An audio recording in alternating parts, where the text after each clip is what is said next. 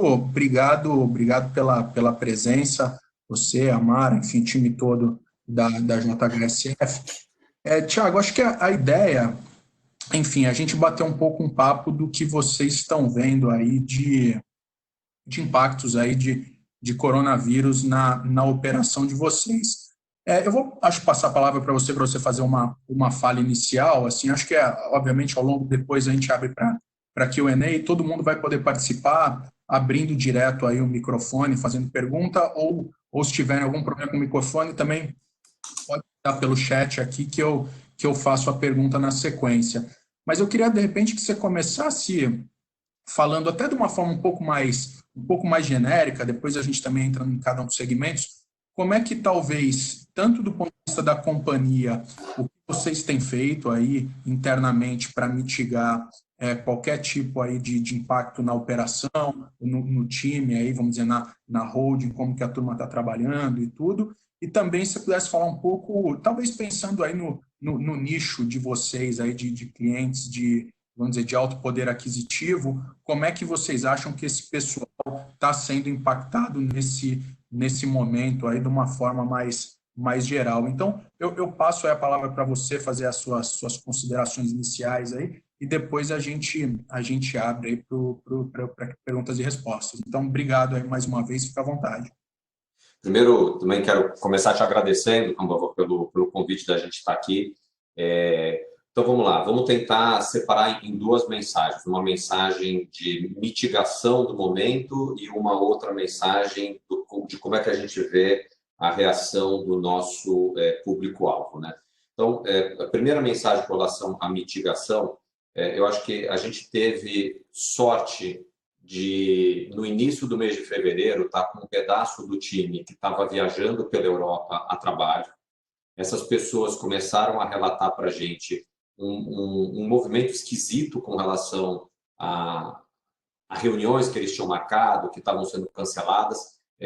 A primeira semana de fevereiro, esse pessoal estava em Milão, portanto, quando começou o problema na Itália, e na segunda semana de fevereiro, eles foram para Paris, para a Semana de Moda de Paris, que também foi um pouco atípica, aí, já em função do assunto da Covid. Mas esses fatos que a gente começou a ver, eles começaram a mostrar para a gente aqui no Brasil de que, primeiro, a gente ia ter que tomar um cuidado enorme com relação à volta dessas pessoas para dentro do nosso ambiente, para que não fossem eles ali focos de propagação. Mas, ao fazer isso, a gente começou também a mergulhar, talvez mais cedo do que a grande maioria das empresas e das pessoas, dentro do problema. Então, a gente foi rápido no sentido de criar um isolamento para essas pessoas que estavam voltando, ao mesmo tempo de implementar vamos dizer, um programa aí a toque de caixa de home office para todo mundo. Então, assim, eu estou na minha quinta semana de home office. O que, quer dizer, quando eu digo assim, a parte administrativa da empresa já está em home office pela quinta semana.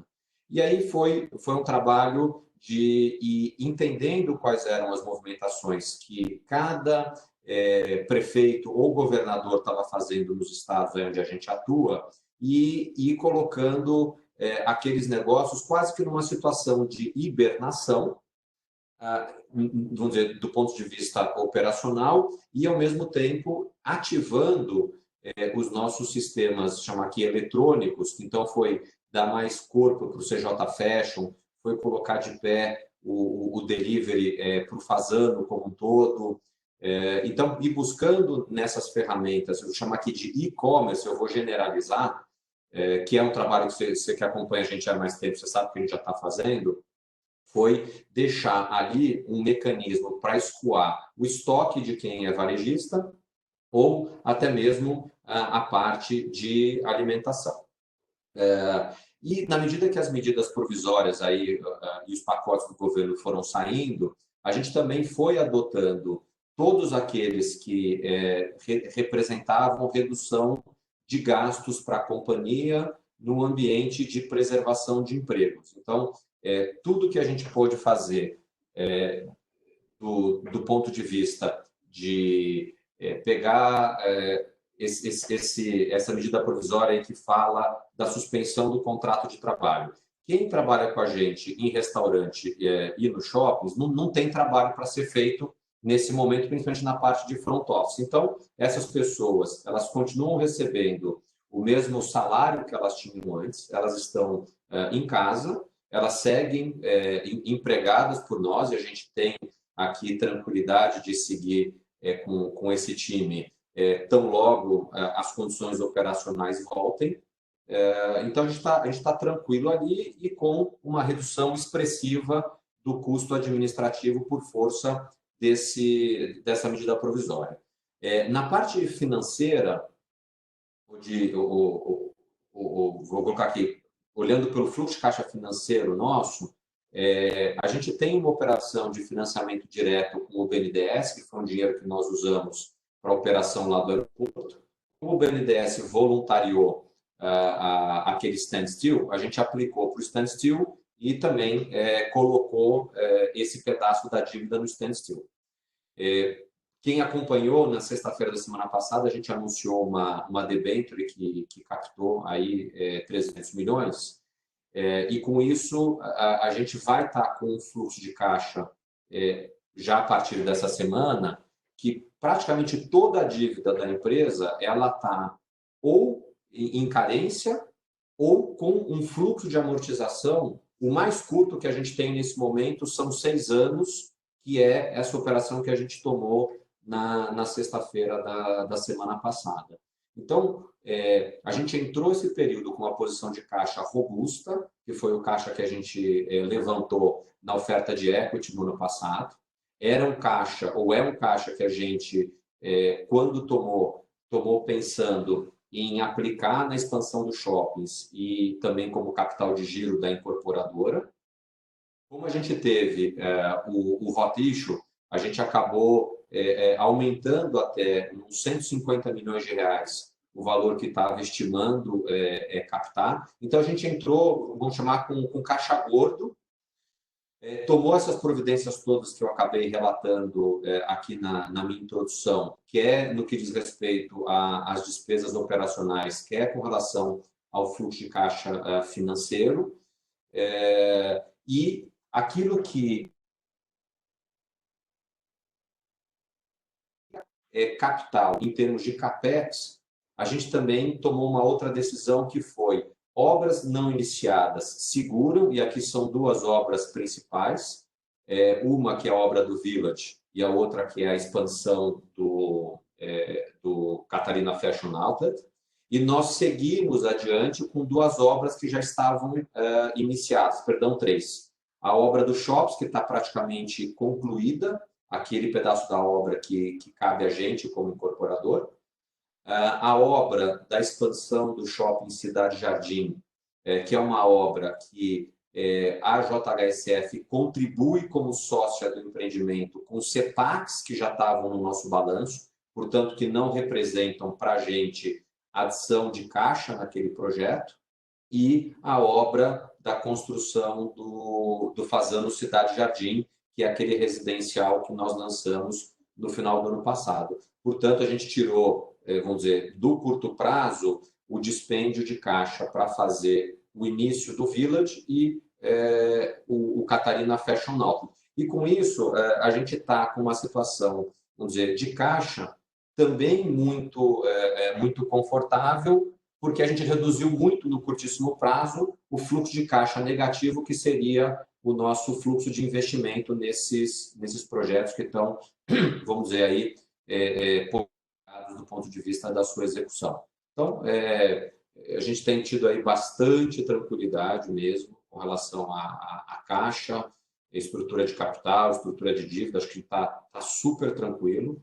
E o que já faz a gente começar a virar a cabeça para a segunda parte da tua pergunta, que é o que nos espera aí pela frente. Então, como a JHSF tem esse posicionamento para o público de alta renda, a nossa preocupação não é se o nosso cliente vai ter ou não vai ter dinheiro quando os shoppings forem reabertos, quando os restaurantes forem reabertos. A gente sabe que ele tem disponibilidade de venda. Então, essa preocupação, acho que ela é também dado o espectro de mercado que a gente cobre, diferente da grande maioria dos nossos peers, tanto em shoppings quanto em corporação. Para você ter ideia, a gente soltou hoje de manhã cedo a prévia do terceiro trimestre da incorporadora de vendas. Uma boa parte do que a gente realizou de fechamento de contrato já foi dentro do ambiente da pandemia. E a gente terminou o trimestre com um pipeline que é maior do que o que a gente fechou de operação no primeiro trimestre. Então, o que a gente está vendo na realidade? O nosso cliente sofrendo aí, como está todo mundo sofrendo com as questões de mobilidade, mas principalmente aqui pegando a Fazenda Boa Vista, aquele que é prospect, que ainda não tem uma Fazenda Boa Vista, ele está dizendo assim, pô, se eu tivesse já minha casa da Boa Vista, eu estava que nem os meus amigos que levaram a família para lá e ao invés de estarem trancados num apartamento em São Paulo, eles estão num ambiente mais espaçoso. Como eu tenho dinheiro, eu talvez possa fazer isso tão logo a gente tenha aí vamos dizer, uma volta a esse cenário de normalidade. Acho que dois aspectos são importantes também já nessa introdução, vamos dizer, mais macro, que a gente não pode esquecer que durante esse período também teve um movimento importante de redução de taxa de juros, e isso, para negócio imobiliário, ele é importante. E o segundo aspecto também são esses estímulos que estão sendo dados. Então, a gente acha que voltando à normalidade, não deveria demorar muito tempo para a gente, JHSF, comparativamente a outras empresas de shopping ou de incorporação, para a gente retomar um nível de atividade num patamar um pouco mais alto do que chamar essa média aqui que a gente está se olhando como benchmark, por conta do posicionamento de renda. Exatamente o cenário que nós vimos acontecer do final de 2018 durante todo o ano de 2019. Então, enquanto a economia crescia, sei lá, 1%, o PIB em 2018, nós crescemos 16% a receita nos shoppings, de vendas, né, nos shoppings, nós crescemos em 190% as vendas na incorporadora. Nós tivemos um crescimento também expressivo na parte de hotéis e de restaurantes.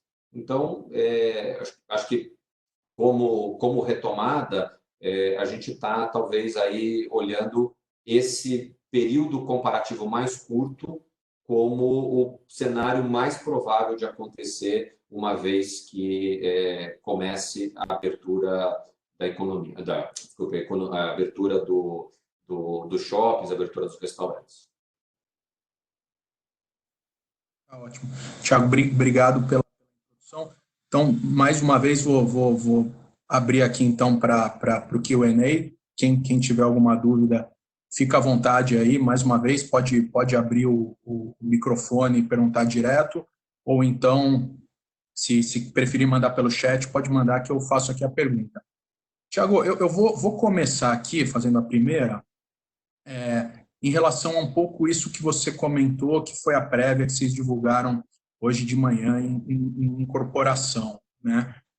Eu queria entender um pouquinho, assim, como é que foi, vamos dizer assim, porque a prévia ela reflete muito o primeiro trimestre, né? Você podia falar como é que foi, vamos dizer assim, até coronavírus e daí em diante? Porque, assim, uma dúvida o problema que acho que todas as incorporadoras têm falado é que é muito difícil vender, vamos dizer assim, 100% online, né? Sem o cliente ir lá e visitar e tudo mais. No caso de vocês, como talvez a venda de incorporação ela está muito puxada ali por Cidade Jardim, desculpa, por Fazenda Boa Vista, que é um projeto que acho que a maioria dos compradores já conhecem, já visitou e tal, e no fundo é muito mais venda de terreno. Como é que é isso? Vocês sentiram também uma desaceleração grande ou não? E aí também nos projetos que vocês lançaram, que aí é mais, vamos dizer assim, de incorporação mesmo, né? Então, tanto o Fazano Residência quanto o Village, se nesses o perfil talvez é um pouco diferente do que seria, vamos dizer assim, a venda do estoque, né? Daquele que já é um projeto que existe. Como é que você compararia esses dois e como é que foi o momento, vamos dizer, pré-corona e pós-corona? Então vamos lá. O momento pré-corona para a gente na verdade, a pior época do ano em termos de venda. Vamos só tentar aqui traçar o perfil de quem é cliente da JHSF. É um cara que, meados de dezembro, ele desconecta, emenda praticamente janeiro inteiro acompanhando férias, ou de filho ou de neto, volta para São Paulo para passar alguns dias e faz uma segunda interrupção por ocasião do carnaval. Então, se a gente pegar a fotografia dos 45 primeiros dias do ano, é exatamente essa fotografia de um período de calmaria para a gente. Então, o que a gente acabou fazendo de venda, ele está muito concentrado entre, sei lá, o dia 46 do trimestre e o dia 80 ou 75 do trimestre. Ali a gente fez vamos dizer, o volume grande da prospecção. Vários desses contratos que foram prospectados dentro dessa segunda metade do primeiro trimestre, eles foram assinados posterior ao a segunda quinzena aí de março. Então, já dentro do ambiente da pandemia.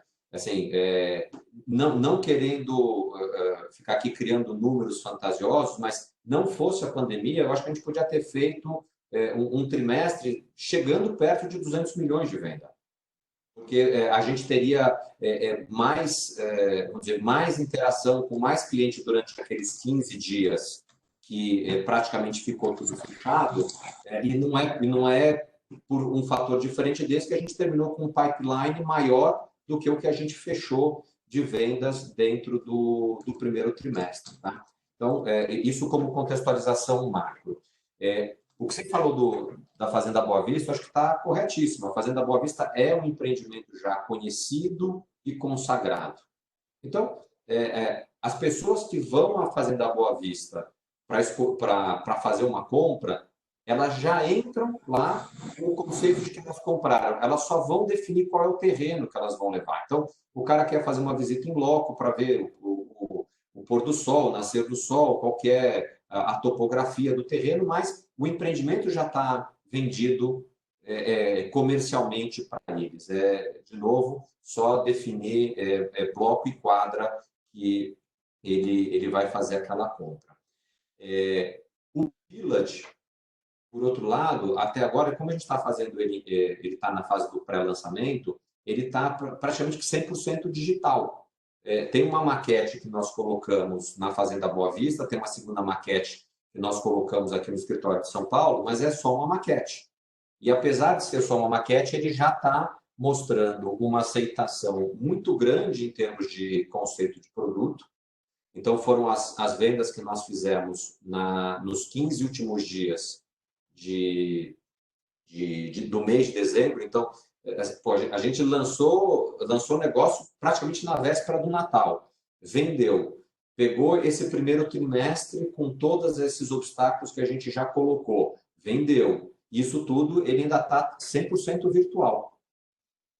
No caso do Fazano Cidade Jardim, a gente já tem vamos dizer, um projeto que ele já está bem vendido como estratégia nossa. Acho que a gente está bem dentro do fluxo, perdão, da curva de vendas que a gente tinha projetado para ele.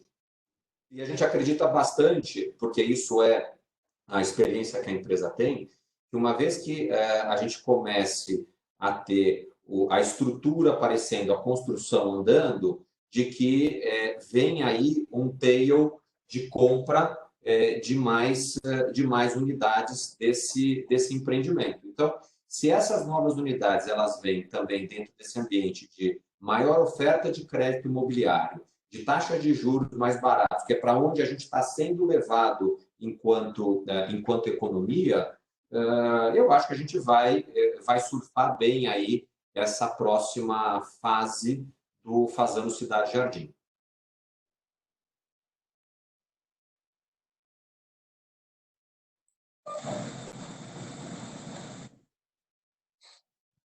Thiago, eu queria que você falasse um pouquinho de shoppings também, daí como é que está um pouco a situação.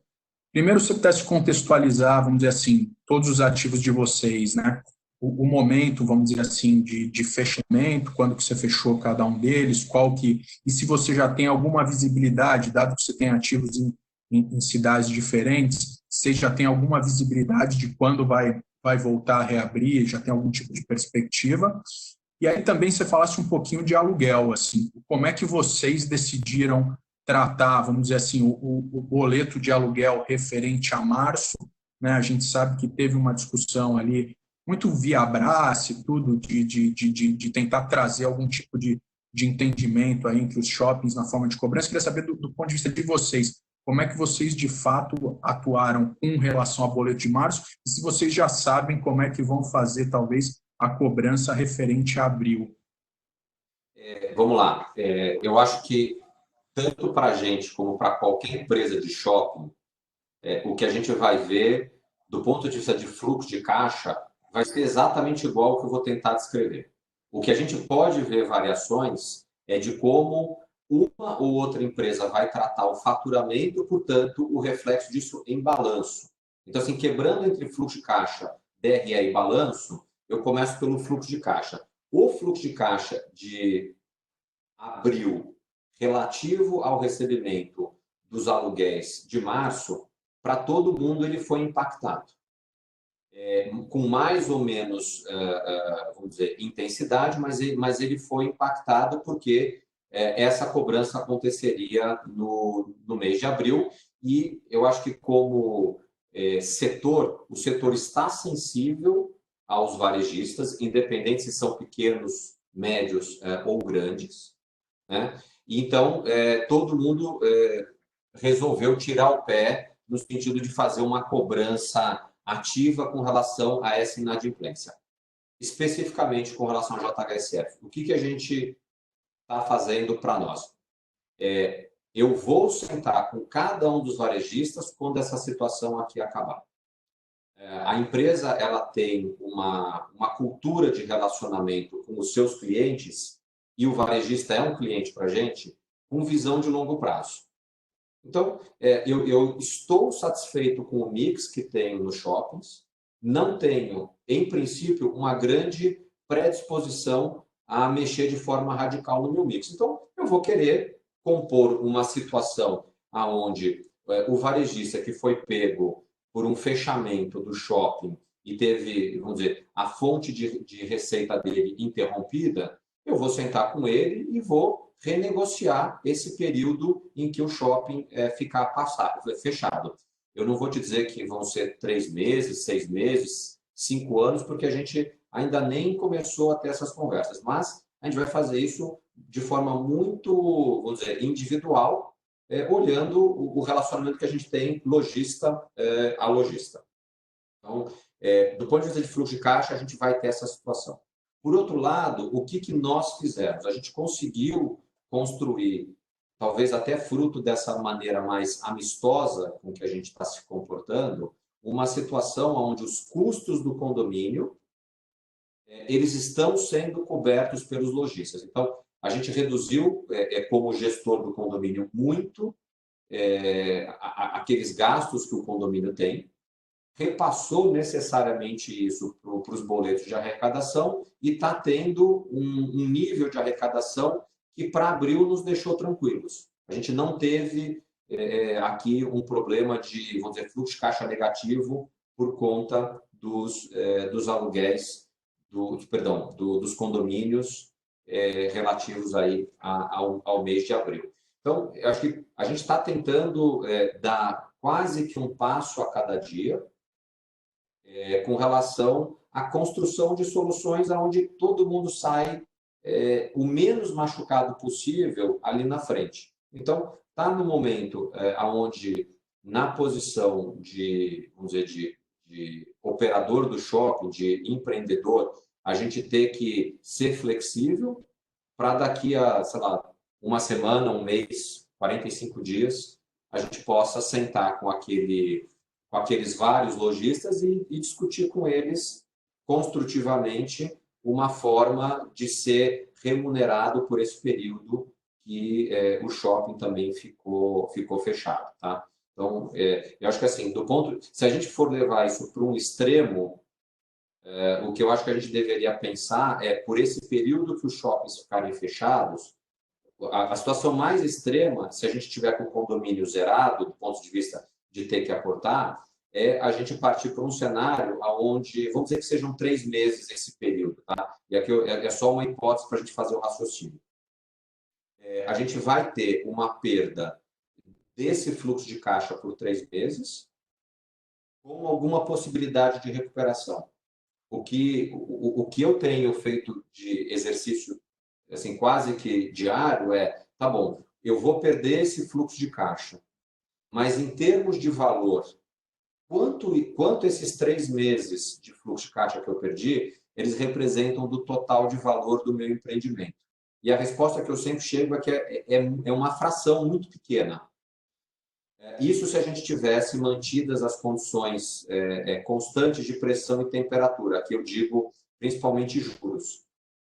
Como os juros veio para baixo, eu acho que esse DCF, se bobear, ele está com um valor mais alto agora, apesar desse período sem receita, mais num ambiente de taxa de juros de mais médio prazo menor do que no ambiente anterior. Tá ótimo.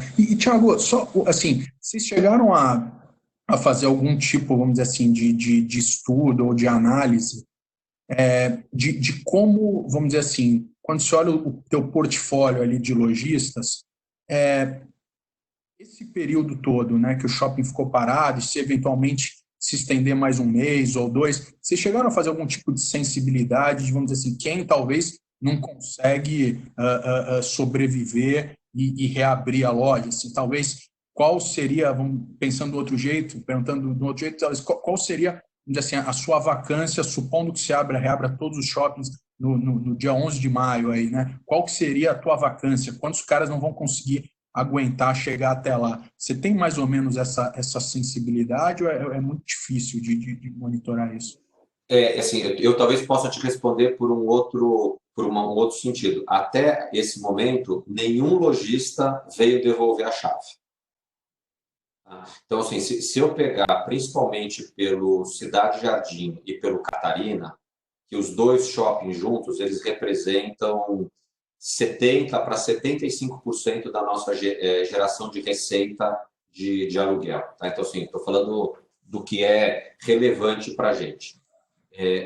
A gente vai ter muita loja, vamos dizer, de escala nacional e pouquíssimas lojas que são ou franqueadas ou de uma pessoa que tem aquele negócio sem ter algum tipo de patrimônio que ampare o negócio. Então, neste momento, eu não consigo antecipar um problema maior com relação à vacância, até porque a gente estava sem vacância nenhuma nos dois shoppings, e são dois shoppings que, se a gente também voltar 2 ou 3 anos, naquele período mais agudo da nossa economia aqui no Brasil, eles em momento algum tiveram níveis minimamente preocupantes de vacância. Então, como são shoppings de nicho, e nos nichos que eles representam, eles são os shoppings de referência, a gente não tem dúvida que o Cidade Jardim é o shopping de fashion do Brasil. Ok, se a gente tiver um problema com algum dos lojistas que hoje está lá, existe uma relação não pequena de outras marcas de fashion que não estão conosco, que a gente poderia, num intervalo de tempo relativamente curto, colocar lá dentro. O Catarina, por outro lado, para mim, ele vai ser o tipo de shopping mais demandado pelos lojistas no curtíssimo prazo, porque a coleção verão ela vai ter que, de alguma maneira, ser escoada para já dar espaço para entrar com uma coleção de inverno, se bobear até já de primavera. Então, ali eu também estou vendo menos risco de ter uma vacância mais longeva se ela acontecer. Tá? Quando a gente fala de Salvador e Manaus, nessas duas cidades, a gente já tem shopping mais na linha do que é o average das empresas que estão por aí. Tá? Mas ali a gente já tem bem menos materialidade de geração de resultado do que nos dois que eu fui mais longo aqui na resposta.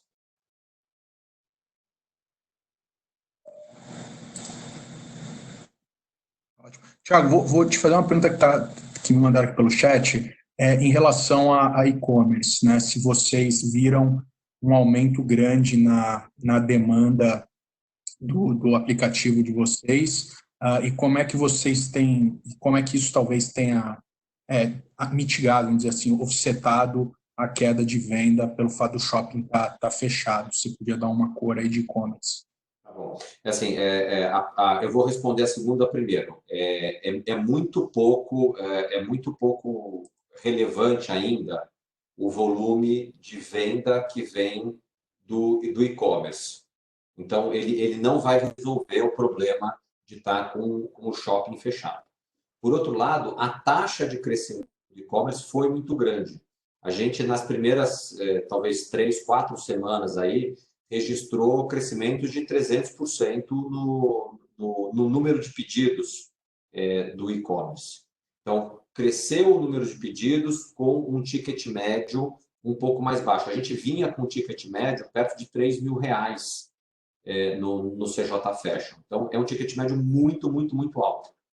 E agora a gente viu o ticket médio cair um pouco, mas a quantidade de transações crescendo. Né? Acho que dentro da estratégia digital que a gente tem para a JHSF, esse período que a gente está passando agora, ele está sendo importante para reafirmar uma máxima que a gente tem usado dentro da empresa, de que o físico com o digital é a combinação boa aqui dessa história.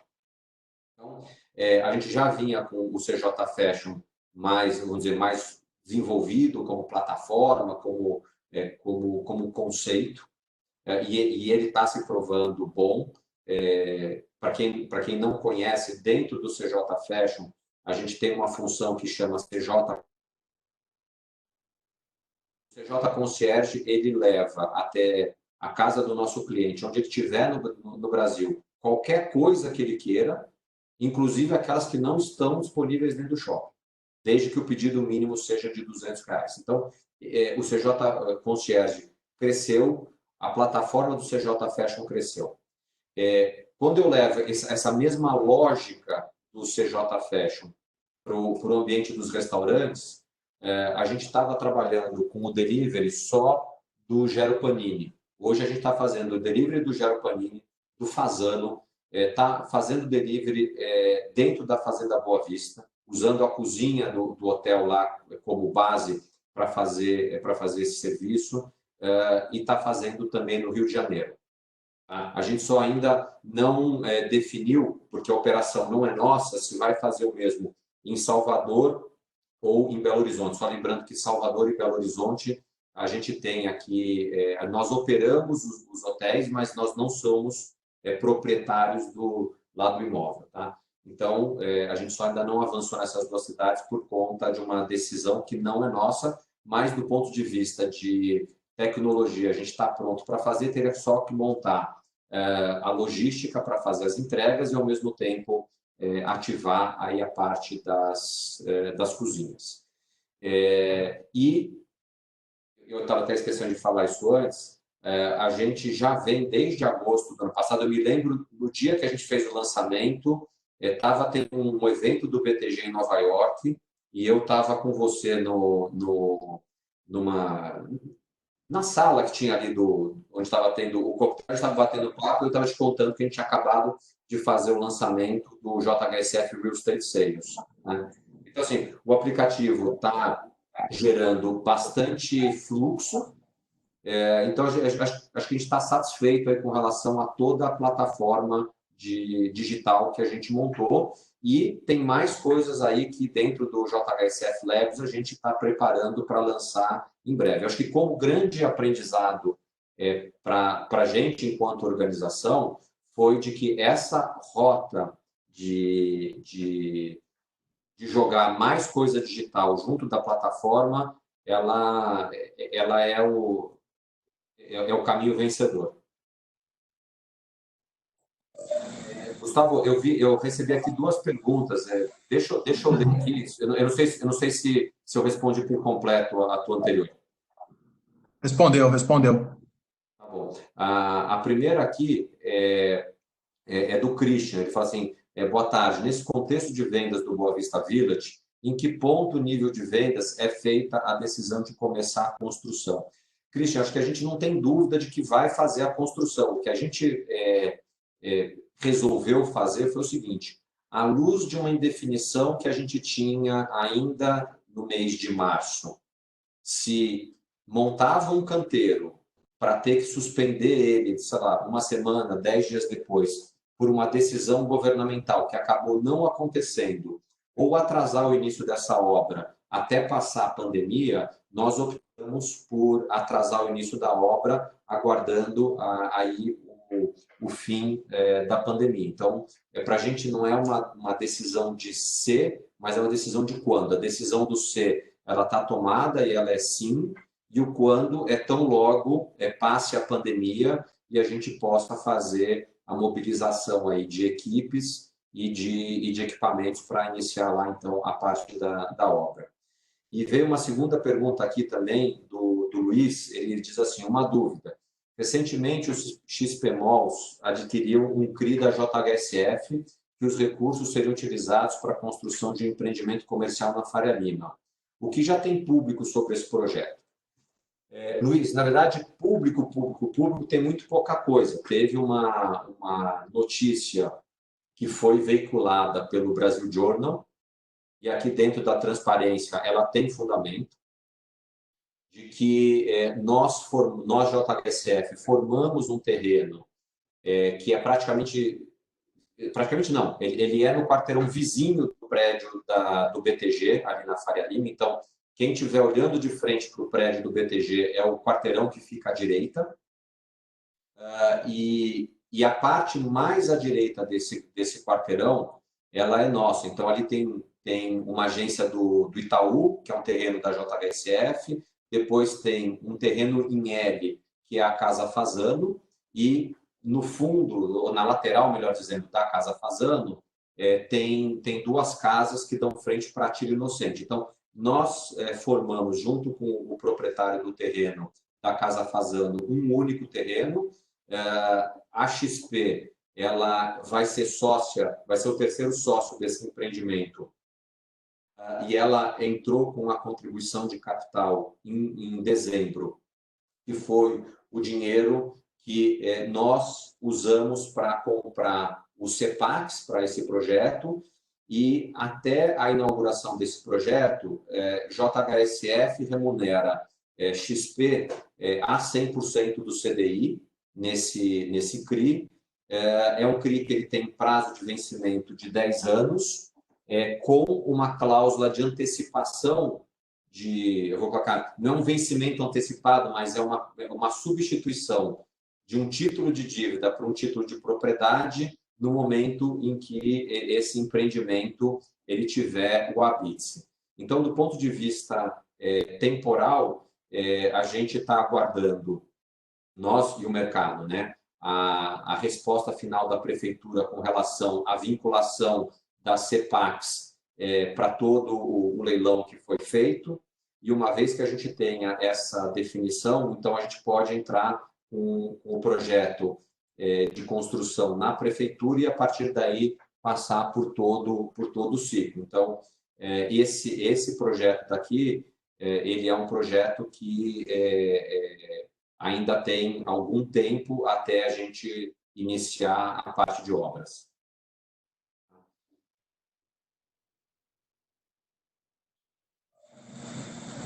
Ótimo. Tiago, deixa eu fazer outras duas perguntas que estão aqui no chat. A primeira é em relação à questão de restaurantes e hotel, né?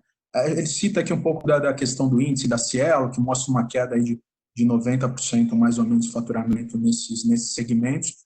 Como é que vocês estão vendo aí talvez esse setor, como é que ele sofreu dentro do portfólio de vocês? Não, a queda de faturamento ela é dramática, né? Assim, a gente está com todos os hotéis fechados, então é zero que vai ter de faturamento. E por mais que a gente tivesse uma decisão de manter o hotel aberto, não tem hóspede, então também não é um negócio que faz sentido. Até esses dias a gente estava numa discussão que era meio dialética, se precisava o decreto ter fechado o hotel ou se não precisava o decreto ter fechado o hotel para que a decisão fosse a de fechar o hotel, simplesmente por falta de hóspede.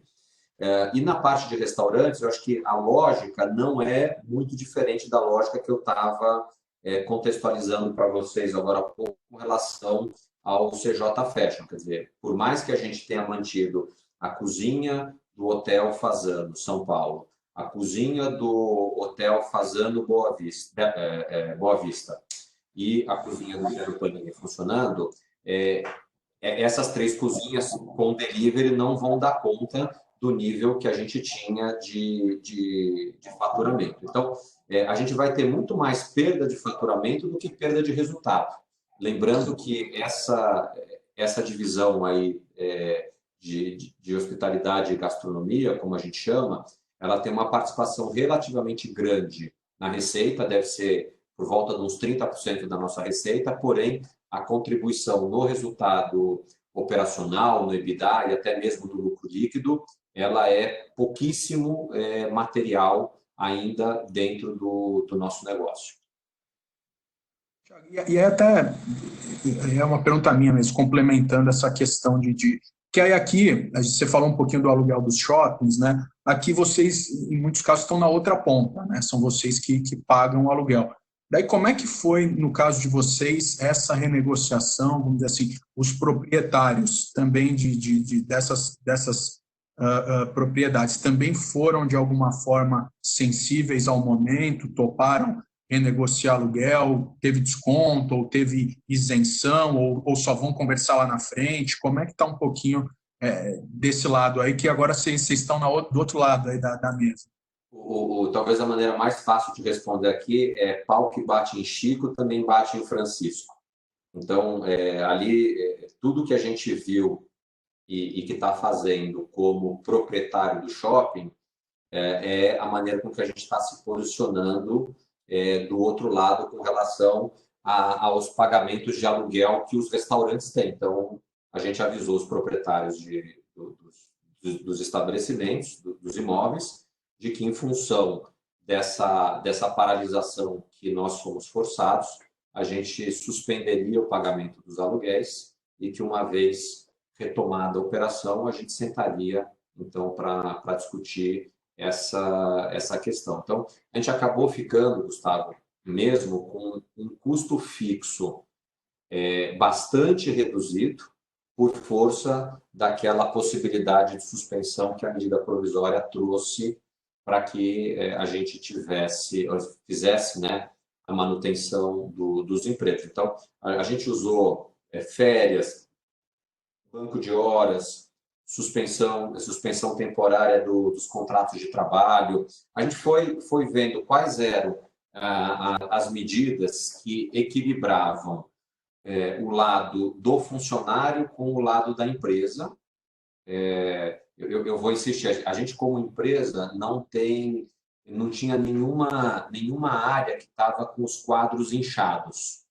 Então, como a gente acredita que esse movimento que a gente está passando, ele é um movimento temporário e relativamente curto, por mais que a gente carregue um custo fixo que está reduzido, é melhor ter esse custo fixo reduzido do que depois ter que sair retreinando uma força de trabalho que é um dos diferenciais daquilo que a companhia faz. Então, eu acho que é uma decisão pensando na manutenção de qualidade e excelência do que a gente faz, tanto no atendimento dos nossos clientes no varejo, no shopping, na parte de hotéis e restaurantes.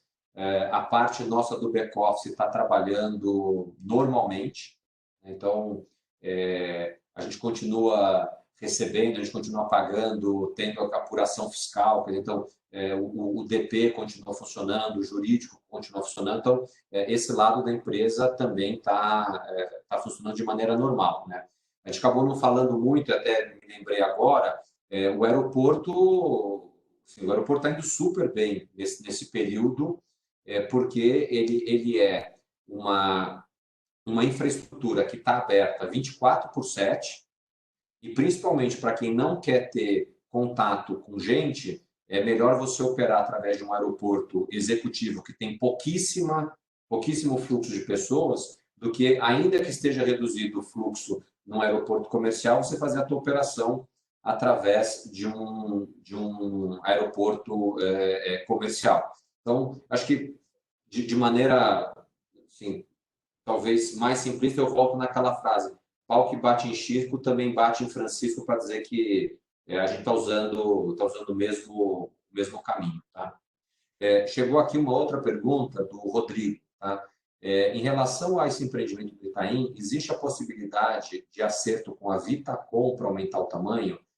E uma segunda pergunta dele: em relação ao andamento do aeroporto nesse novo cenário. Acho que do aeroporto eu acabei já respondendo a pergunta. Rodrigo, se por acaso não foi o suficiente, vou pedir para você completar, por favor, o que eu posso te dar mais de informação com relação ao aeroporto.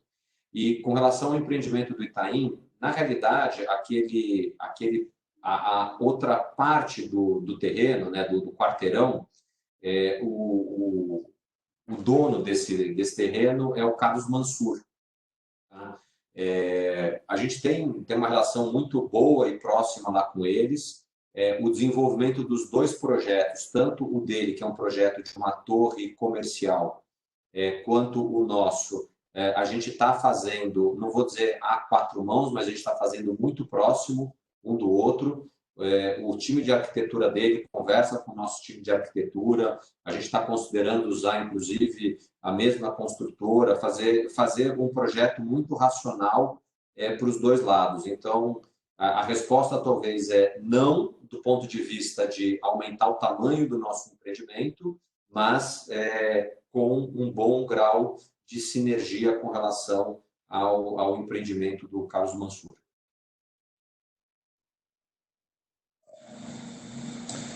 Tiago, eu vou te fazer uma pergunta aqui que eu tinha pulado aqui, em relação a distratos. Se vocês estão vendo um aumento de distratos aí nas vendas dos empreendimentos. Aqui acho que não especificou nenhum deles, mas se você pudesse falar, e de repente, no geral, aí, de todos eles, como é que vocês têm, se vocês têm... A resposta é, até hoje, dia 22 de abril, não.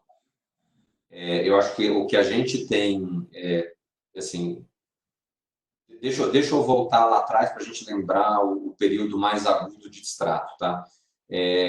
Na JHSF, nós tivemos, em quantidade, poucos distratos, e eles foram causados essencialmente por pessoas que compraram imóveis nossos para fazer empreendimento em cima desses imóveis. Então, aconteceu principalmente na Fazenda Boa Vista, quando, em 2014, dois ou três, vamos chamar, grupos de desenvolvedores imobiliários compraram uma quantidade um pouco maior de terreno. Eles tinham uma visão de que daria para fazer lançamentos no final de 14, 15, não conseguiram fazer, e a gente acabou destratando muita coisa em 2016. Então, tentando sumarizar, em 14 a gente teve uma DRE grande e algum fluxo de caixa. Em 16 eu não tive fluxo de caixa negativo, mas eu tive uma DRE que ficou machucada pelos distratos. Nesse momento, a gente não tem nenhuma concentração de valor com relação a esse tipo de perfil de de cliente como nós tivemos lá em 2014. Então, também não estou antecipando nenhuma grande consequência aqui em termos de distrato. Algumas soluções que a gente aplicou no passado de distrato, sei lá, o cara comprou um terreno de 20 mil metros, tinha pago 30% daquele imóvel, a gente acabou destratando um terreno de 20 mil e fazendo uma troca por um terreno de 5, 6 mil metros e com isso zerou a conta. Então a gente destratou o valor que não estava ali pago. Então foi assim que a gente acomodou no passado, lembrando, acho que dois aspectos importantes. O primeiro é que existe uma lei nova de distrato. E aqui, então, a gente tem um framework bem mais, que protege bem mais o incorporador do que o que existia no passado. E o segundo, e ele é bem específico aqui para a Fazenda Boa Vista, a Fazenda Boa Vista ela não é obra em andamento, ela já é obra acabada, ela é estoque concluído. Então, para estoque concluído, não se aplica o princípio do distrato. O distrato se aplica quando você ainda tem a obra por realizar. Então, não quer dizer, eu vou insistir aqui, que a gente, se tiver uma situação como aconteceu no passado, a gente não sente para resolver o problema que tem com o cliente, mas trocando, vamos dizer, imóvel por imóvel. Essa é a nossa primeira preferência. Tá?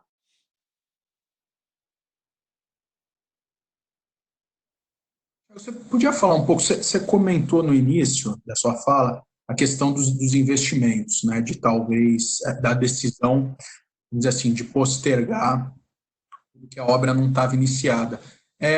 Talvez assim, minha dúvida é, na cabeça de vocês, né, se a gente tiver de fato esse cenário de reabertura de shoppings aí agora no meio do ano, vocês já voltariam vamos dizer assim, a expansão do Catarina, ou a ideia é talvez reacessar esse investimento, sentar de novo com os varejistas, replanejar isso tudo e eventualmente postergar, vamos dizer assim, essa abertura, quer dizer, vocês vão aliar o cenário todo ou não? Assim, a ideia é uma vez, vamos dizer assim, passadas todas as restrições que a gente está vivendo hoje, já reiniciar esse empreendimento. Não é algo que vai dar para ser automático, ou seja, acabou, já gira a chave e começa a fazer. Eu acho que a gente vai ter, vamos dizer, algumas lições de casa aí para fazer. A primeira é entender do que a gente tinha de pipeline de originação, como é que estão aqueles varejistas com relação ao desejo de ir para a expansão. Então, a gente vai gastar, sei lá, algum tempo aqui, no mínimo fazendo ligação telefônica para entender o lado deles.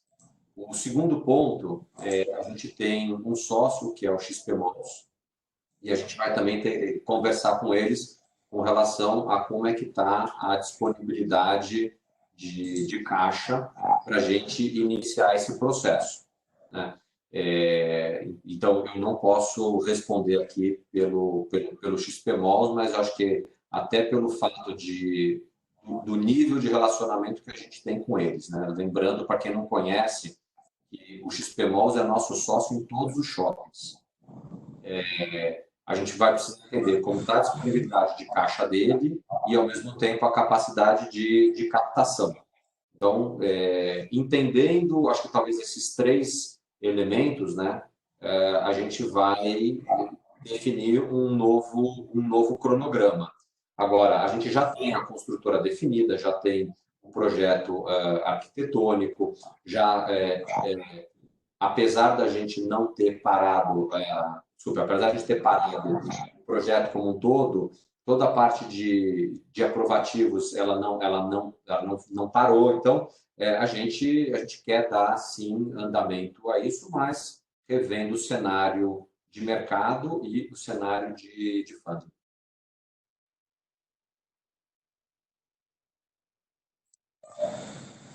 Eu vou te fazer mais uma pergunta aqui, que acabou de chegar. Se existe algum tipo de conversa com o setor de hotéis, gastronomia e shopping de alta renda na China. No fundo, é um paralelo aí entre China e Brasil. Como você acha que talvez vá ser a retomada em termos de volume, fluxo, né? Fluxo de pessoas e adaptações que o setor acabou fazendo? Putz, essa é difícil de responder. É difícil porque acho que ninguém ainda tem por completo. E aqui eu vou fazer um pouco de como está o meu próprio processo mental. Tá? Eu acho que a gente está num momento ainda onde as pessoas estão preocupadas com relação a serem condenadas por uma doença para a qual a gente ainda não conhece um remédio que seja efetivo para trazer a cura. O meu conforto como indivíduo, ele vai passar a existir no momento em que eu conhecer esse remédio, saber o seguinte, poxa, se eu pegar Covid, basta eu tomar, sei lá, qual é o nome desse remédio, e eu sei que em 1, 2, 3 dias eu vou estar curado. Eu acho que quando a gente, enquanto civilização, conhecer esse aspecto, 95% do nosso jeito de ser, ele vai voltar a ser como era antigamente. O 100% eu acredito que a gente só vai ter quando tiver a vacina. Portanto, tem acho que um ganho marginal para a vacina, mas ter o remédio vai trazer muito mais alívio do que a própria vacina, pelo menos para mim. É como eu estou pensando. Então, se a gente levar isso para o comportamento, vamos dizer, de massa, a gente deveria ver nesse processo de reabertura ainda muito mais atitudes preventivas, como uso de máscara, distanciamento social, álcool gel prevalecendo, do que as pessoas necessariamente se sentindo confortáveis de, por exemplo, entrar num avião e viajar de uma cidade para outra, sendo que aquilo ainda tem um aspecto de discricionariedade. Mas eu vou perguntar para você, Gustavo, se vê fazendo roadshow só por vídeo ou quando começar a ter voo, você vai pegar a tua malinha e vai Nova York, Londres, eu acho que é o que vai acabar acontecendo com todos nós. Então, se vai demorar 6 meses, 1 ano para isso acontecer, eu acho que é a grande dúvida que tem aqui de tempo. Mas, para mim, é um outro aspecto, não de ser, mas de quando. Não, acho que aqui o Luiz ele complementou aqui a pergunta, né? Como que você vê os shoppings talvez como um mini centro de distribuição enfim, para fazer click and collect, né? Outros tipos de venda, né? Se isso pode também acontecer no público de alta renda. Luiz, obrigado aí pela pergunta. A resposta é que pode acontecer. Quando o Cidade Jardim, que foi o primeiro shopping a ter o seu e-commerce, né, ele trouxe o value proposition, ele fez tanto o click and collect como o click and delivery. Então, para a gente, o produto que ele é traduzido na forma do e-commerce, ele é conveniência. Então, a conveniência para o cliente pode ser receber em casa, a conveniência para o cliente pode ser passar na loja, no shopping e retirar, a conveniência pode ser ter um ponto de encontro no estacionamento onde ele passa, pega o item e leva para casa. Então, não só eu acredito que pode acontecer, mas a gente acredita que é o que deve acontecer, que é o que precisa acontecer. Então, nessa relação que tem do shopping, né, ou do chopeiro, se eu posso colocar dessa maneira, o nosso papel é promover o ambiente mais confortável possível para que o lojista e o cliente eles realizem a transação. Então, a gente acha que tem um espaço físico super agradável, onde a gente procura trabalhar todos os aspectos sensoriais possíveis lá, música, temperatura, iluminação, aromas. Por quê? Porque a gente quer que o cliente se sinta confortável dentro daquele ambiente. Agora, o cliente quer comprar de casa, eu vou levar na casa dele. Não, eu quero comprar de casa, mas retirar. Também não tem problema. Então, deveria sim ser uma prática, né? A gente, agora, por ocasião da Páscoa, a gente fez algo parecido com isso. Nós pegamos algumas marcas de chocolate e quem queria comprar ovo de Páscoa, ele podia ou receber em casa, ou então acessar a rampa do valet ali do shopping Cidade Jardim e simplesmente retirar uma sacola que já estava com os ovos que ele tinha comprado pagos através da plataforma do CJ Fashion. Então, simplesmente ele recebia lá uma sacola e ia embora para casa. Então, a gente tem usado, sim, dessa função de click and delivery também. Perdão, click and collect. Tiago, assim, eu queria te perguntar mais em relação ao caixa da companhia, né? Que você comentou, né? Teve o aumento de capital, que trouxe um reforço grande de caixa para a companhia. Vocês fizeram essas emissões recentemente também, que, enfim, também reforçaram o caixa. Eu queria entender um pouco esse curto prazo agora, que é certo para a gente. A estratégia de vocês é, de fato, talvez sentar nesse caixa maior e ficar um pouco mais confortável, ou vocês eventualmente estão, vamos dizer assim, abertos a alguma oportunidade aí que possa aparecer em qualquer um dos segmentos? Ou, assim, minha dúvida é, quer dizer, faz sentido nesse momento já investir uma parte desse caixa ou a direção da companhia é de fato esperar um pouco mais o cenário ficar um pouco mais claro? Gustavo, assim, acho que como regra, essa regra de sentar no caixa. Não quer dizer que se aparecer amanhã uma oportunidade que só momentos excepcionais ela gera, que a gente não vai parar para dar uma olhada.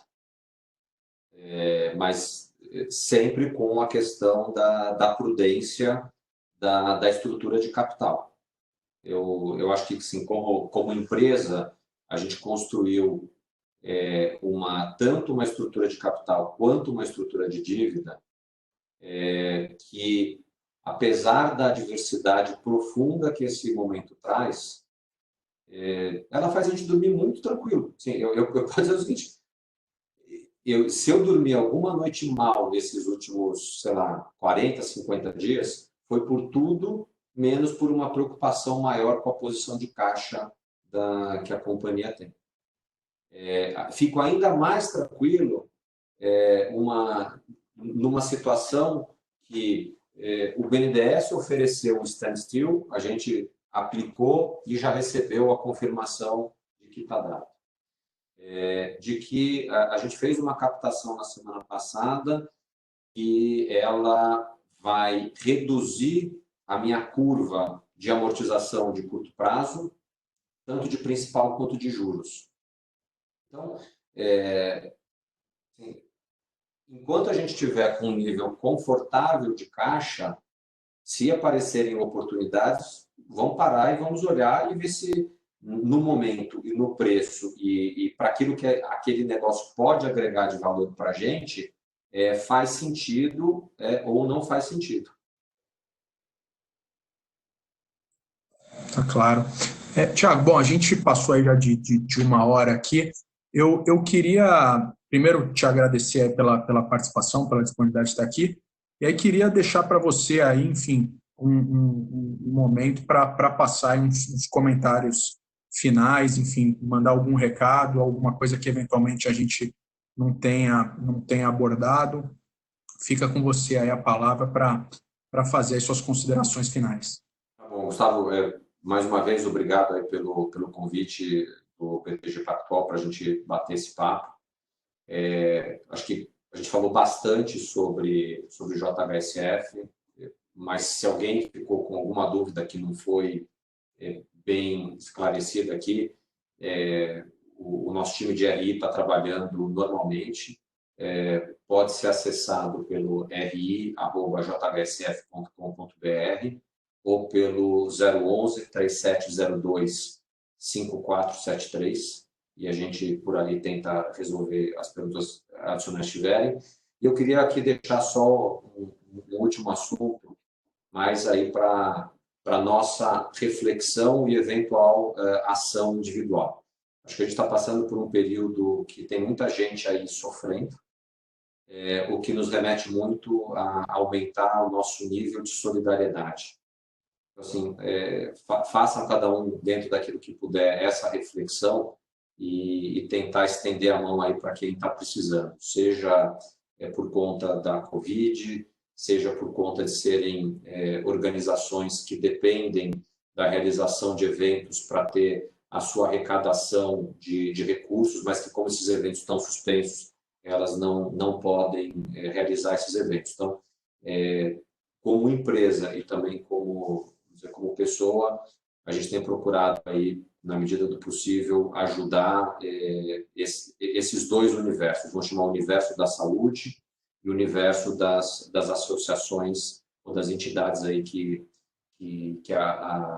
durante o ano todo, independente da Covid, elas têm as suas necessidades de aporte. Então, a gente está procurando fazer isso. Então, quem tiver condição e puder até dar uma reforçada aí, eu acho que a gente só vai crescer enquanto pessoa ao fazer isso, e principalmente num momento como esse. Obrigado aí pelo tempo de vocês, pela atenção, e a gente está à disposição aí pelos canais que eu indiquei agora há pouco.